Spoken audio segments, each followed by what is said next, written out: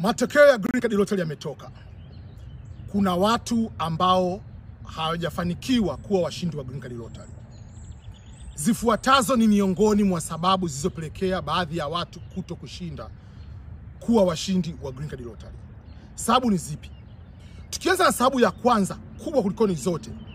Kawaida lazima tukumbuke hii ni bahati nasibu. Maana yake ni kwamba kuna kupata na kukosa. Waombaji wa Green Card Lottery wako wengi tofauti na idadi ya washindi. Sasa hivi hatuwezi kujua ni idadi ya watu wangapi wameshinda Green Card Lottery mpaka wanavyotoa zile statistics mwezi wa 8. Lakini tukichukua tu kwa mwaka jana au mwaka juzi, watu waliomba mwaka juzi mfano ilikuwa ni watu milioni 22. Katika milioni 22 dunia nzima, nusu yake milioni 10 mpaka milioni 11 ni kutoka bara la Afrika. Washindi wote walioshinda Green Card Lottery mwaka 2024 kwa mfano walikuwa ni watu 142 na 900 na ambapo ilikuwa ni karibia na 143. Katika hawa washindi 143 ukigawanya na ile idadi ya watu walioomba, unakuja kukuta kwamba the chance of winning ni kwamba katika kila watu 155 mtu mmoja ndio anakuwa mshindi. The ratio is 1 in 155. Lakini ukija kwa Afrika peke yake, wameshinda watu wangapi? Tuchukue matokeo ya mwaka jana, mwaka juzi. Walishinda watu, katika watu zaidi ya milioni 10 waliomba kutoka bara la Afrika, walishinda watu 55,116. Maana yake ni kwamba katika kila watu 199 mmoja alikuwa ni mshindi. Kwa hiyo hata kama ulijaza form vizuri, hata kama ulifanya picha ulipiga vizuri, bado ni kwamba kuna swala zima la bahati nasibu, kwamba katika average watu 200, 150 mpaka 200 anapatikana mshindi mmoja.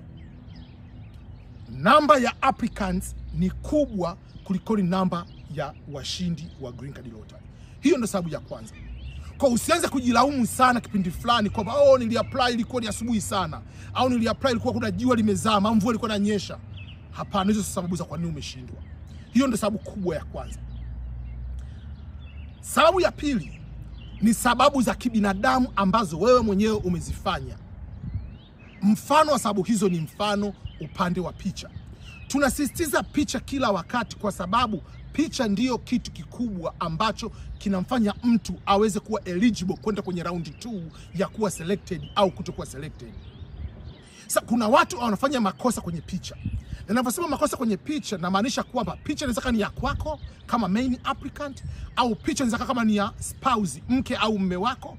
Makosa ya picha inaweza ni picha ya mtoto wako. Kwa tunaposema picha, haimaanishi picha yako iwe nzuri yenye vigezo, afu picha mtoto wako iwe haina vigezo. Picha maana yake ni kwamba background iwe nyeupe.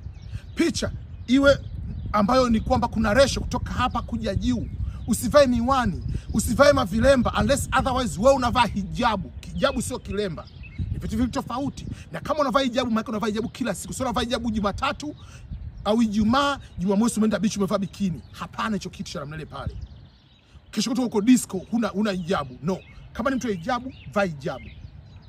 Kwa kuna masharti mengi sana ya picha. Hakikisha unafuata masharti ya picha. Kwa sababu yale masharti ya picha kuna watu wengi wanakuwa eliminated hata kwenda kwenye awamu inayofuata kama kuwa eligible applicants. Sasa katika maisha namna hii wapo EBM Scholars ofisi iliyoko Tanzania, huwa tunafanya utaratibu wa kuwapiga picha watu ofisini kwetu na kuwasaidia watu kuweza kufanya application. Kwa kama uko Tanzania na uko Dar es Salaam, unaweza ukapiga picha kwa ofisini kuanzia Jumatatu mpaka Ijumaa saa 2 asubuhi mpaka saa 10 jioni, tunapiga picha kama kawaida. Kumbuka picha inabidi iwe ndani ya miezi 6. Usipige picha ya Januari unaenda kuitumia mwezi Oktoba, hairuhusiwi. Usitumie picha ya mwaka jana au ya mwaka juzi iliyotumika kwenye DV Lottery iliyopita, utakuwa automatically eliminated. Kwa lazima picha iwe ni mpya. Kwa kama unaweza, njoo ofisini kwetu, tutakupigia picha, tutachukua information zako kwa niaba ya DV Lottery inayokuja. Kwa mtu ambaye yuko sehemu nyingineyo, ukienda kwenye website yetu ambayo ni ebmscholars.com, kwenye website kuna sehemu ya kuupload picha yako, tutaweza kuedit picha yako na kutumia kwa fee ambayo ni ndogo sana. ukiwa uko Kenya, ukiwa uko Uganda, ukiwa uko Tanzania, sehemu nyingine, ukiwa ndani ya Marekani, kuna system ya kuupload picha, kuna system ya kutumia information zako, tutazifanyia kazi na kuweza kusaidia wewe kuhakikisha kwamba picha ina meet vigezo. Ondoa makosa ya kibinadamu ili ibaki tu kwamba umekosa kwa sababu number of applicants ni kubwa, ila sio makosa ambayo umeyafanya wewe. Kuna makosa mengine sasa ambayo yanapelekea tukushindwa kutokana na ujazaji wa fomu. Kwa mfano, mtu anajaza mara 2, mtu anajaza mara 3. Kuna mtu anafanya makusudi akidhani yeye ni mjanja kuliko serikali ya Marekani. Anafanyaje? Anaenda pale anafanya kitu cha kwanza, anaitwa mfano Ernest Boniface Makulilo, anafanya application ya kwanza, anaweka picha amevaa nguo rangi nyekundu. Anaenda kufanya application ya pili, anajiita Boniface Ernest Makulilo, anaenda kubadilisha picha, anaweka picha imevaa shati la blue. Anaenda kufanya application nyingine, anajiita Makulilo Ernest Boniface, application ya 3. Kumbuka, hawa sio wajinga. Kuna software maalum, facial recognition software, inayotumiwa na Department of State kuidentify huyu mtu ndio yule yule. Hata kama kuna identical twins, wanajua kwa tofauti wale watu kutokana na software. Kwa hiyo ni kwamba usijifanye mjanja kufanya makusudi kwamba utafanya hicho kitu uweze kushinda, watakuondoa. Kuna wengine wanafanya application mara zaidi ya mara moja kwa makosa, kwa bahati mbaya. Mfano, kwamba mtu amefanya kosa katika kuandika labda tarehe ya kuzaliwa akakosea tarehe ya kuzaliwa, au sehemu ya kuzaliwa amekosea, au amekosea jinsi ya kuandika majina yake yale pale, au amekosea level of education. Anaamua ngoja ni correct information, amesha submit, anaenda kufanya application ya pili, wanakueliminate moja kwa moja.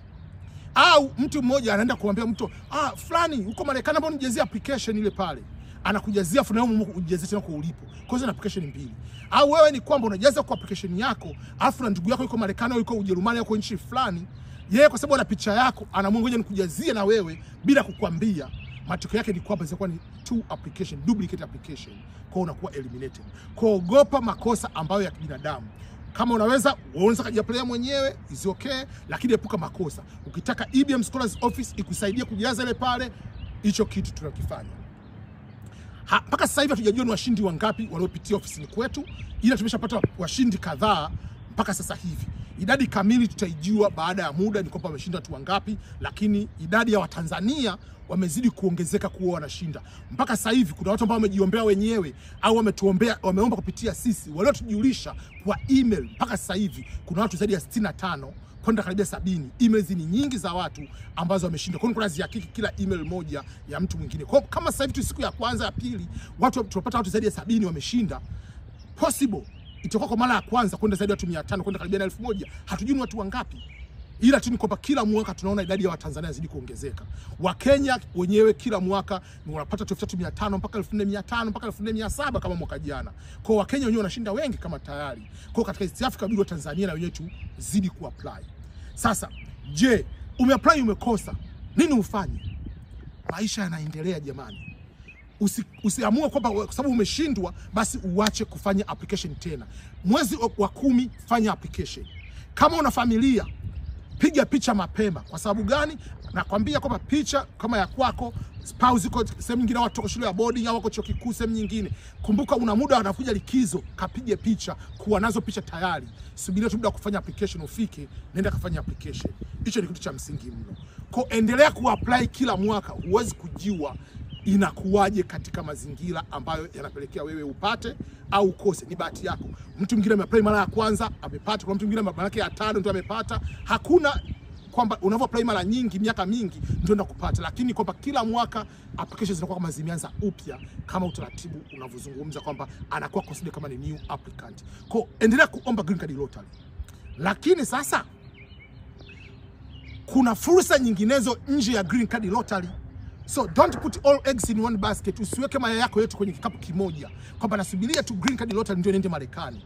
What if you don't win? Mimi mwenyewe sikushinda green card lottery. Niliapply mara nyingi kabla sijija Marekani 2008. Niliapply baada ya kufika Marekani, sikupata green card lottery. Ila nilipata green card kupitia njia ya ndoa, maisha mengine yakaendelea. Kuna watu wengine wanapata green card kupitia masuala ya kazi. Kuna watu wengine wanapata green card kupitia masuala mengine. Kwa kuna njia nyingine za kupata green card.